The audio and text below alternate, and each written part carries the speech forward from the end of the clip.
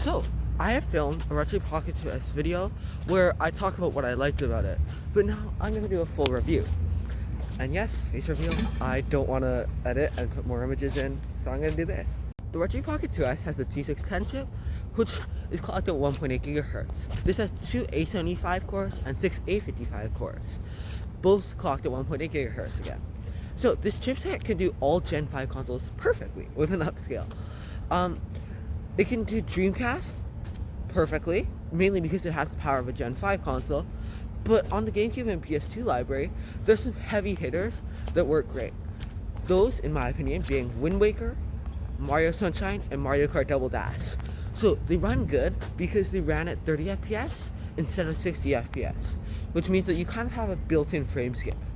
On the hardware side of things, everything is built perfectly.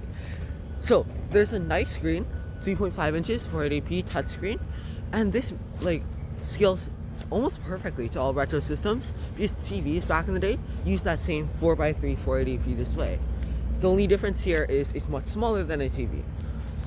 The only thing I wish that they did was bump up the screen size to 4 inches, just like the RG405M and V.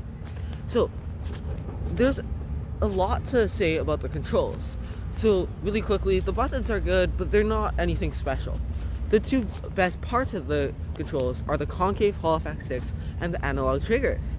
So the Hall Effect sticks feel a bit awkward if you come from Switch sticks, but if you use it for some time, you realize how good they are. And another leg up that these sticks have is their Hall Effect, so they won't drift. I personally have had my Joy-Cons on my Switch drift, and that was a pain. If you didn't know, drift is when your joystick is stationary, but it's being registered as slightly to a side. And with the analog triggers, it can be used on the GameCube and PS2 library to just give a better experience. If you didn't know what analog triggers are, they are like a gas pedal. When you drive, if you push a tiny bit, then you'll move forward a tiny bit. But if you push a lot, then you'll go super fast.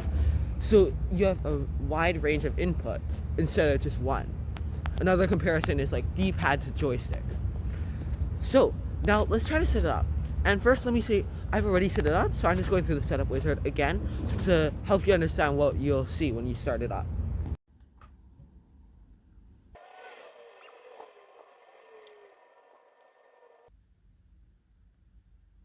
Alright, so setting it up, you'll see I've already set it up, so you can see that my lock screen is different. You'll just have a default one, probably be white or something.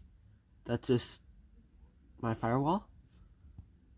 Now when I come in, it says, oh, welcome, let's get started. Select your language. I'm of course going to use English. Connect to the internet. I'm already connected. You can just go through that yourself, but I don't want to reveal my networks. You can change your time here, time zone settings. So you can change your region, blah blah blah, whatever you need to do. Currently it's set to New York and United States. Google Play services, you can enable it, disable it. I like to have it on so that I can download emulators or games and apps easier. Alright, so pre-installed apps. I did not pre-install any of these apps. It's just picking up that I have a few APKs that I just downloaded. So right here it says I have Citra, it says I have Dolphin, DuckStation. I have Movement, but that's not there currently. PPSSPP. I have RetroArch, but not that one exactly. And that's it. So if you were to just click all of them and download them, it would take a bit of time and you have to wait. Then go through. You select your launcher. So you have the RP2S launcher and the AOSP launcher. So the first one is a Retroid launcher that's kind of like the Nintendo Switch launcher.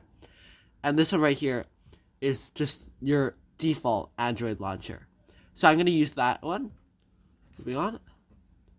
Configure everything. And that's it. You go here. So I've already set a wallpaper for the background too. I had Digital all set up. Takes a second to load up. But I do have Digital already. So I will go through Digital in another guide, but that's the setup wizard for this. And I'm sick. I'm so sorry if I sound a bit weird. Let's do some gameplay testing. So if you see my first Retroid Pocket 2S video, then you'll know that all of it was gameplay testing. I didn't really like that format, so I'm gonna again screen record, and you'll probably see in the top right or left FPS counters, and I'll also try and put the CPU float thing that tells you a lot of information about how much current it's drawing, how much load is on the CPU, how much load is on the GPU. Yeah, just about that. So we're gonna start off from lowest to hardest. So we're gonna go NES all the way up to Switch. I may miss a few systems, but I don't think that those systems matter that much, and that's why they aren't there. Alright, so we have Super Mario Brothers on the NES. So CPU float is on the right, and the FPS counter is also on the right. So just pay attention to those. So we are doing about 17K on the CPU side of things. We're drawing about negative 3200 from, okay, I'm gonna say negative 3750 on the battery side of things. Now we're gonna switch games in like 3, 2, yeah, okay, that's faster than I thought. Link's Awakening on the Game Boy Color. So it is running, it's about 14K draw. No, sorry, 14K on the CPU usage, 15K. So it's about the same as the NES game. And yeah, 3,800 on the power consumption. So now we are in Trailblazer. This is one of the hardest games to run because of its vibration feature. This on top right, the FPS drops down to 45. That is slightly noticeable, but it's not for that long. It's only because of the vibration feature in it. The current it's drawing is pretty much the same as Game Boy Color and NES. But the CPUs are now at a consistent 1,700 to 1,800. This will be shown as well in the PS1 emulator. They're very similar. Well, we're on SNES now, I guess. I forgot about that one. So 18K, 17K. I'm going to give it 18K on the draws, like CPU power draws. And then battery-wise, current is negative 3,900, 3,800. That looks fine. Yeah, so this one used the Super FX chip, that's why it's hard to run. Hydro Thunder, this is a standalone, this is DuckStation emulator. CPUs are drawing consistent 17K, 18K. The current battery current is in the negative 4,100 area. Yep. GPU temperature. Okay, GPU load was at like 30 or so. Jumped up to 40. GPU load is something that you want to pay attention to now because it's kind of interesting. Yeah, so 18K on the CPU thing again. It seems to be drawing consistent 18K this time, not just regular 18K, like where it dropped down to 17K every so often. It's drawing like consistently 18K, 18K, 18K. And current wise, it's actually pulling negative 5,470, which is kind of a high amount. Negative 6,000 now, but just know that. So this is running at 2x native, so that it fits better on the screen. See, so not much of a change in this. So it is harder than PS1 to run, as you can obviously see. I'll just let this finish.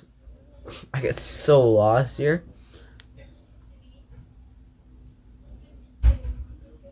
Yeah, so it's now drawing 6,650 current, which is, as I said, high amounts just for like a PSP game. I guess the emulator is not as good or something. I really can't tell. That's a bit odd. But yeah, so we're going to be switching games pretty soon, I hope at least. Yeah, Super Mario 64. So it's doing 17K on the CPU. So this should be more like a PS1 game, not a PSP game. And this is Mario 64. This is an easier one to run. Current is 3,570. Yep. So everything looks pretty good. My speedrun of this game, so you're gonna see well, technically 2, but 3 cool things. One of them is actually happening right now. Yep, that one's pretty neat. GPU load is 5. So this is actually lower. This is much lower than the PS1 game. Okay, watch this. I'm pretty proud of this. This is the BLJ, if you didn't know. Well, that's so cool. I got that so bad. I was so happy with it when I was actually recording it. I did these cool jumps. I mean, nothing special. And 70 out of 43. I know that I meant to talk about statistics, but just watch this. This is so cool. It takes me a bit longer to put up this one. But, whoa, that actually worked pretty well. So I go into roll, and then it cuts. I'll be racing. So this is SSX on tour for the video. So it is lagging really bad. This is definitely hard. I have no FPS camera because I'm dumb and I don't know how to set it up. But it's funny, guys. Trust me. The CPUs say that they're running at 17K.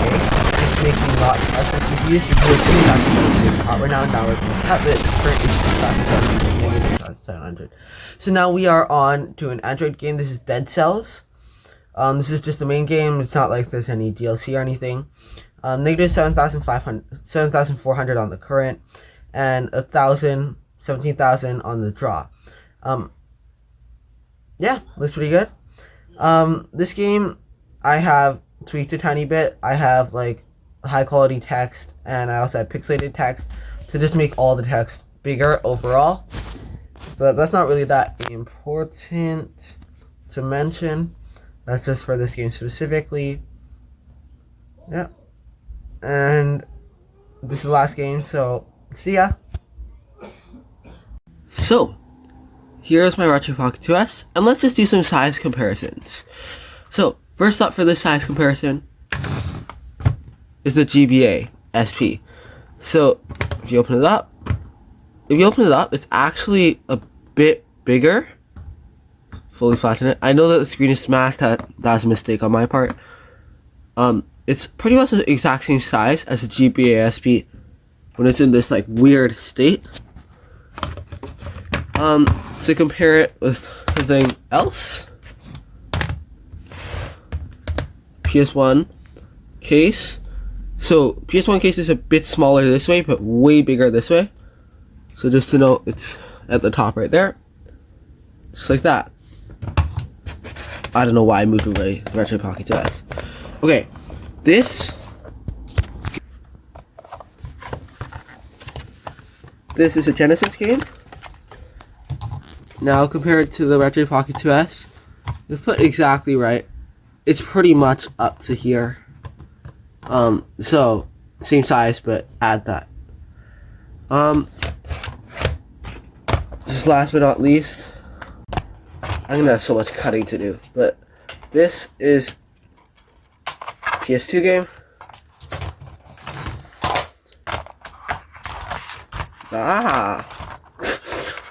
I don't have a good way to do this. PS2 game. It's about that size. And now, let's just compare it with something that almost everyone should have. I just clear some space.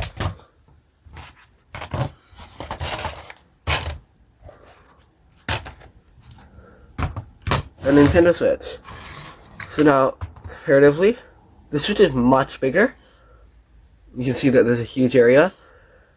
And why not? Let's compare with the Switch cartridge. Switch cartridge is about the same size as the joystick. A bit bigger maybe. Just to give you a bit more perspective on other things. Again, following that same Switch cartridge. And see, that's size compared to ports. If you look at the bottom, well, if you didn't know, this right here is the Wi-Fi Bluetooth antenna. At least I'm quite sure. That's what it looks like at the bottom.